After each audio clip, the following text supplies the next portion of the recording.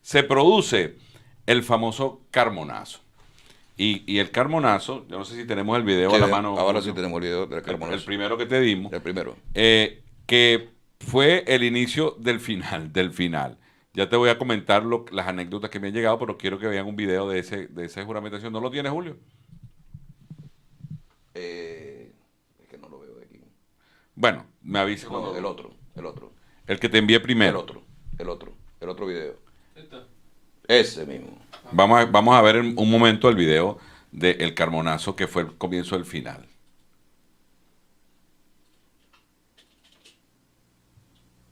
Con motivo de la Constitución del Gobierno de Transición Democrática y Unidad Nacional.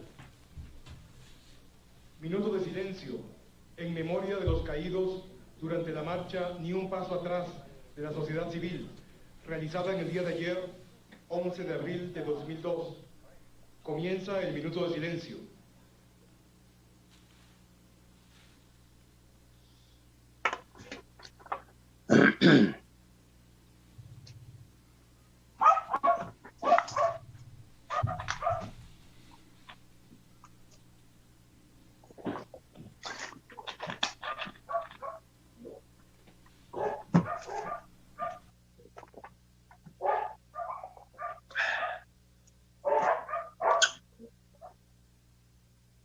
Finalizado el minuto de silencio.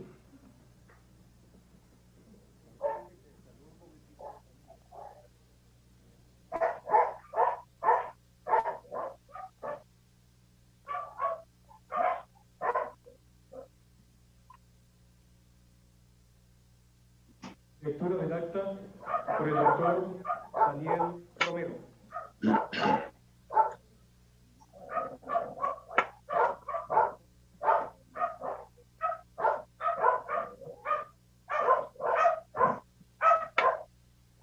De Venezuela, acta de constitución del Gobierno de Transición Democrática y Unidad Nacional. El pueblo de Venezuela, fiel a su tradición republicana, a su lucha por la independencia, la paz y la libertad, representado por los diversos sectores organizados de la sociedad democrática nacional, con el respaldo de la Fuerza Armada, unido en un acto patriótico de reafirmación y recuperación de la institucionalidad democrática, para restablecer el hilo constitucional y haciendo uso de su legítimo derecho a desconocer cualquier régimen, legislación o autoridad que contraríe los valores, principios y garantías democráticas consagrado en el artículo 350 de la Constitución del 30 de diciembre de 1999, en concordancia con las bases y principios establecidos en la Carta Democrática Interamericana de fecha 11 de septiembre de 2001, debidamente suscrita por los Estados Unidos. Carlos, como pudiste escuchar y después lo vas a ver, hicimos una entrada del decreto de Carmona, después vino la autojuramentación, muy parecida a otra que hubo después de unos años, y ahí comenzó las carreras locas, por un lado los políticos, por otro lado los empresarios y por otro lado los militares, a buscar reacomodo. Es lo que tengo entendido que pasó después del Carmonazo. Te digo, por ejemplo, a mí me dijeron que el presidente Vicente Fox, que fue el primero que se pronunció, fue a instancias de una sugerencia de su amigo, el señor Cisneros de Venevisión, que dijo que era un golpe de Estado y no se podía reconocer gobiernos de facto. Por otra parte, me dijeron a mí que los partidos políticos empezaron a negociar una devolución del sistema y los militares que se quedaron afuera, pues buscaron y negociaron, hicieron su negocio también político, no un negocio de dinero, que se sepa, y se fueron entonces a Maracay, donde estaba Duel, Arias Cárdenas, Vázquez Velasco lo convencieron de nuevo, y ahí llegamos al famoso helicóptero en la noche, cuando bajaron de nuevo a Chávez, que se lo trajeron de la Orchila. Entonces, pienso que el comienzo del fin fue un poquito antes, pero de verdad, ese decreto acabó con toda la esperanza que teníamos en ese momento. ¿Qué me dices de eso? Sí, indudablemente que ese fue el elemento, el detonante para que lo que has mencionado, los partidos políticos, militares que estaban también disgustados porque no alcanzaron o no lograron el objetivo que seguramente desde el punto de vista personal, porque hay que ver que estos militares son bien ambiciosos, ¿verdad? Irresponsables. Al no lograrlo, bueno, se creó ese malestar dentro de ellos y lograron ensamblar una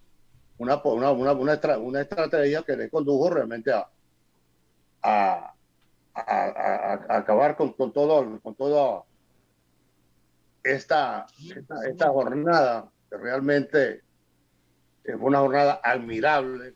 Sí. Bueno, y es que nos dicen, a mí me han dicho militares que prefirieron quedarse con Chávez que con el que venía. A mí me dijeron militares, me decían, es que estos son más malos que Chávez, son más peligrosos que Chávez, porque no respetaron ni un solo acuerdo de lo que tenían para llegar ahí. Yo no creo, yo creo que como el monstruo, muy difícil que Venezuela vuelva a parir uno más malo. Una figura como esta. Porque que Chávez, chico, es una mente diabólica. Absolutamente. Lo único era un encantador de serpientes. Pero el gran responsable de toda esta tragedia que vive nuestro país, indudablemente que es Chávez. Carlos, una pregunta. ¿Tú no te arrepientes de no haber sido el que hubiese agarrado y actuado cuando te ofrecieron que fueses tú el que estuviese al frente de todo eso?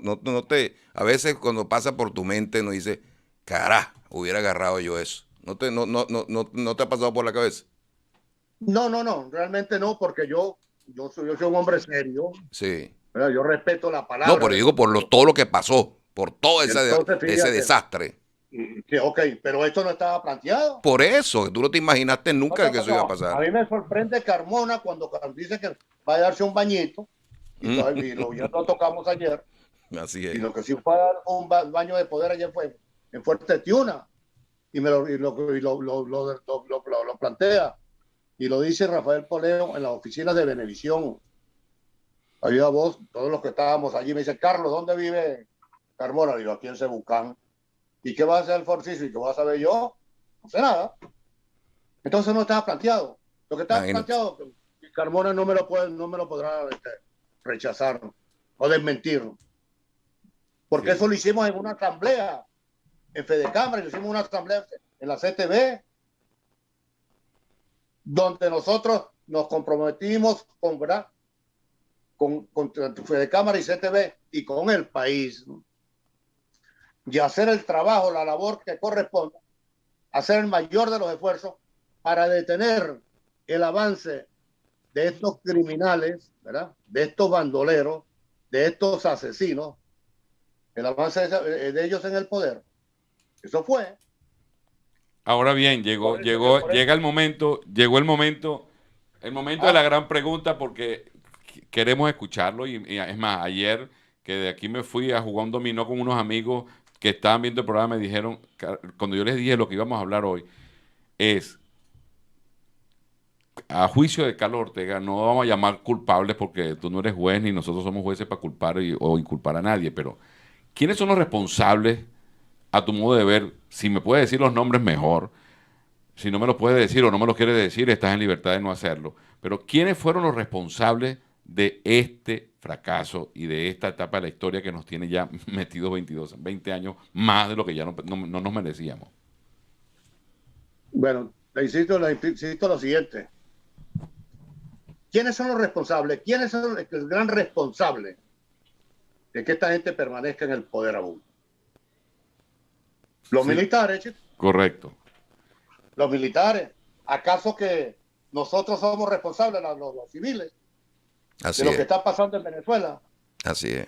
¿Dónde están las armas que la sociedad civil o los civiles nosotros llevamos en las marchas?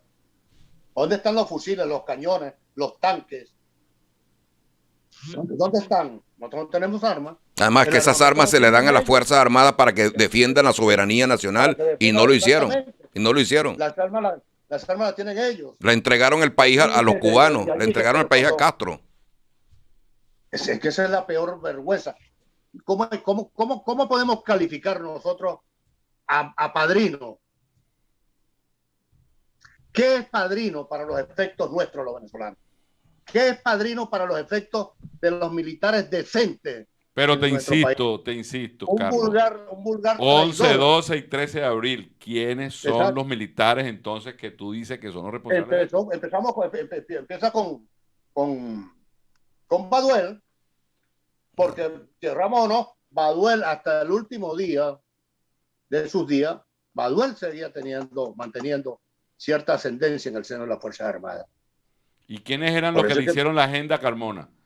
¿Quiénes son los militares que apoyaron a Carmona? ¿Quiénes eran los políticos que apoyaron a Carmona para dar el golpe dentro del golpe? Que tú veías allí, los que aparecen en las gráficas, esos eran los militares que apoyaban a Carmona.